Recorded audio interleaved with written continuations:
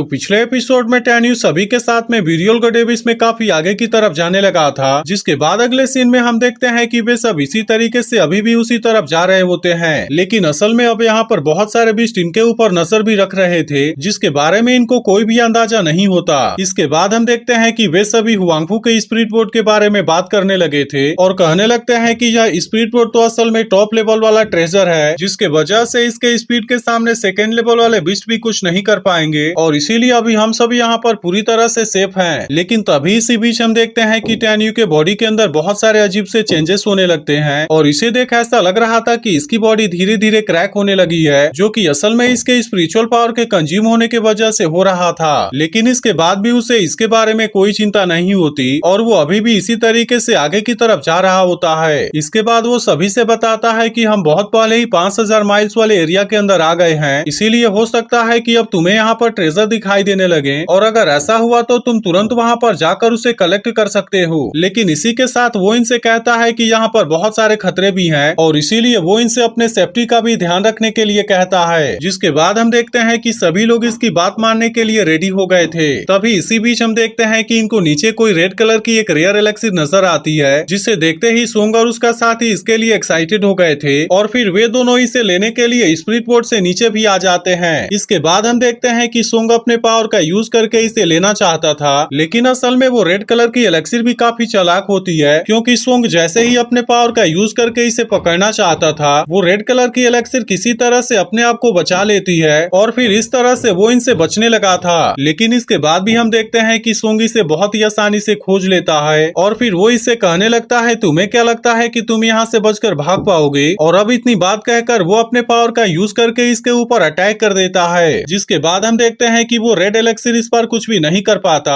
और फिर इस तरह से वे दोनों इसे बहुत ही आसानी से पकड़ लेते हैं। इसके बाद हम देखते हैं कि वे दोनों इस एलेक्सिर को लेकर फिर से स्पिरिट बोर्ड पर वापस आ गए थे और जब वे इसे बाकी लोगों को दिखाते हैं तो वे लोग भी इस बात से हैरान हो जाते हैं और कहने लगते हैं कि इसका स्पिरिचुअल इंटेलिजेंस भी डेवलप हो चुका है और असल में यह तो 3000 साल पुराना सुवान हुओ लिंग जी है। तभी यह सब देख गोंगसुन भी कहने लगती है कि अगर यहाँ पर इस तरह के रेयर एलेक्सिर हैं, तब इस बात से मुझे ऐसा लगता है कि यहाँ पर इसी ग्रेड के बहुत सारे मटेरियल्स भी होंगे, जिसके बारे में सुनकर हुआंगफू भी कहने लगता है कि यह बात तो पूरी तरह से सही है और मुझे भी ऐसा लगता है कि यहाँ पर हमें बहुत सारे ट्रेजर मिलेंगे। इसके बाद हम देखते हैं कि वे लोग फिर से यहाँ से आगे की तरफ जाने लगे थे, लेकिन अब इनके सामने यहाँ पर मिस्ट की एक मोटी सी लेयर आ गई थी। इसीलिए गोंगसुन टैन्यू से कहती है कि तुम यहाँ पर कुछ देर के लिए मेरा इंतजार करो और मैं तब तक इस एरिया को चेक करके वापस आती हूँ। जिसके बाद हम देखते हैं कि टैन्यू भी इसकी बात मानकर यहाँ पर रुक गया था और फिर गोंगसुन यहाँ से फ्लाई करते हुए इस एरिया को चेक करने के लिए निकल जाती है। लेकिन तभी इसी बीच हम देखते हैं कि इसके पीछे यहाँ पर बहुत सारे बीस्ट आ गए थे और अब वो इसे धीरे धीरे चारों तरफ से घेरने लगते हैं। तब इसके बारे में पता चलने पर टैन्यू को भी गोंगसुन की चिंता होने लगती है, इसीलिए वो दांतों से तुरंत वहाँ पर जाने के लिए कहता है। जिसके बाद हम देखते हैं कि दांतों इसकी बात मानकर तुरंत यहाँ से निकल गया था, लेकिन वहीं दूसरी तरफ वे बीस्ट अब गोंगसुन का पीछा करने लगे थे और इसीलिए वो अपनी जान बचाने के लिए वहाँ से भागने लगी थी। लेकिन तभी हम देखते हैं कि एक दूसरा बीस्ट अचानक से इसके सामने आ गया था, जो कि बिना देरी किए इसके ऊपर अटैक भी कर देता है। लेकिन गोंगसुन अब इसके अटैक से खुद को बचाने के लिए कुछ भी नहीं कर पाती और फिर इस तरह से वो जख्मी होकर नीचे गिर जाती है। जिसके बाद हम देखते हैं कि गोंगसुन अब इनके बीच में बहुत ही बुरे तरीके से फंस गई थी, क्योंकि उन सभी बीस्ट ने इसको चारों तरफ से घेर लिया था और इसी के साथ साथ वे इसके ऊपर अटैक करने के लिए रेडी भी हो गए थे।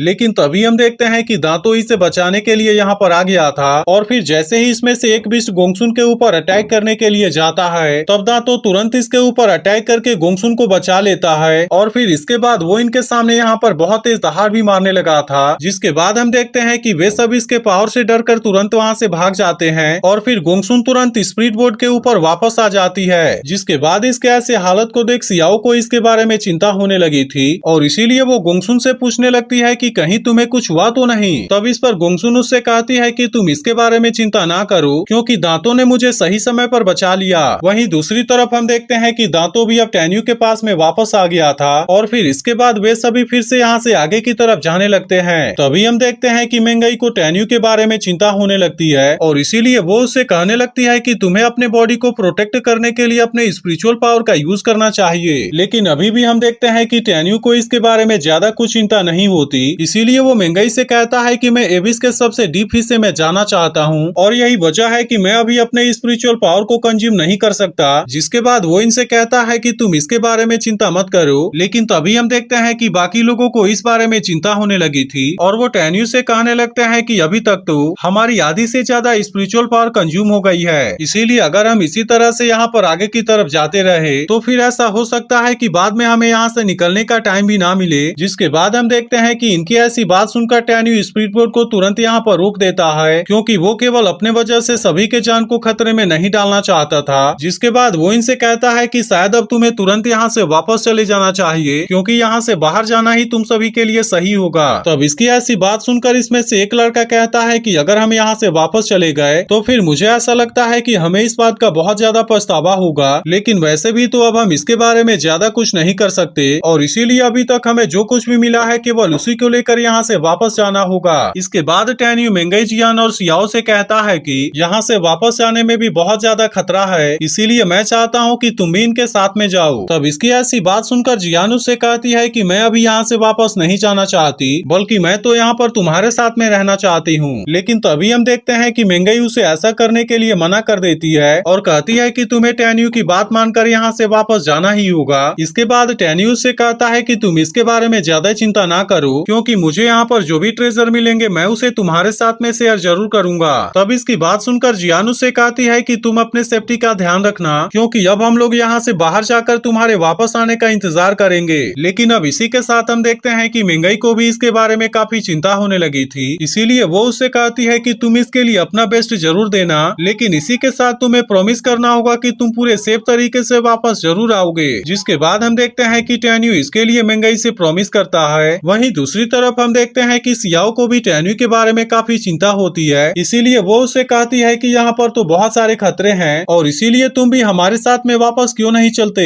लेकिन अब इसकी ऐसी बात सुनकर टैन्यू अपने और इन तीनों के चारों तरफ एक बैरियर को क्रिएट कर देता है, ताकि इस तरीके से इनके बीच में होने वाले बात को दूसरा कोई ना सुन पाए। इसके बाद वो इनसे कहता है कि तुम्हें भी तो बहुत अच्छे से पता है कि मैंने एटर्नल स्वॉर्ड को ले लिया था, जो कि असल में मेरा ओल्ड वाला फायर स्वॉर्ड है, जिसे कि एटर्नल इमोर्टल सेक्ट के एंसेस्टर ने ब्यूरियल गॉड एबिस में से ही पाया था। इसीलिए मुझे ऐसा लगता है कि मेरी दूसरी वाली डिवाइन स्वॉर्ड भी यहीं पर होगी, जिसके वजह से ही इसे खोजने के लिए मैं वहाँ पर जाना चाहता हूँ। तब इसकी ऐसी बात सुनकर मेंगई उससे कहती है कि तुम अपना आइडेंटिटी टोकन मुझे दे दो, ताकि इस तरह से मुझे तुम्हारे बारे में पता चलता रहेगा और इसीलिए मुझे इसके बारे में ज्यादा चिंता नहीं होगी। तब इसकी ऐसी बात मानकर टैन्यू अपने आइडेंटिटी टोकन को इसे दे देता है और फिर इसके बाद वो हुआंगफू और उसके साथ वाले लोगों से पूछता है कि क्या तुम भी मेरे साथ में इसके डीप हिस्से में जाना चाहते हो। जिसके बाद हम देखते हैं कि वे लोग इसके साथ में जाने के लिए रेडी हो गए थे। तभी इसी बीच हम देखते हैं कि दांतों को यहाँ पर किसी चीज के होने का एहसास होता है, इसीलिए वो इसके बारे में पता लगाने के लिए यहाँ से कुछ ऊपर आता है और फिर इसके बाद वो तुरंत टैन्यू के पास में वापस आ जाता है। जिसके बाद एपिसोड यहीं पर एंड हो जाता है। तो अगर एक्सप्लेनेशन अच्छी लगी हो तो वीडियो को लाइक जरूर कर देना और अगर आपने इसके पिछले एपिसोड को मिस कर दिया हो तो लेफ्ट वाली वीडियो जरूर देख लेना।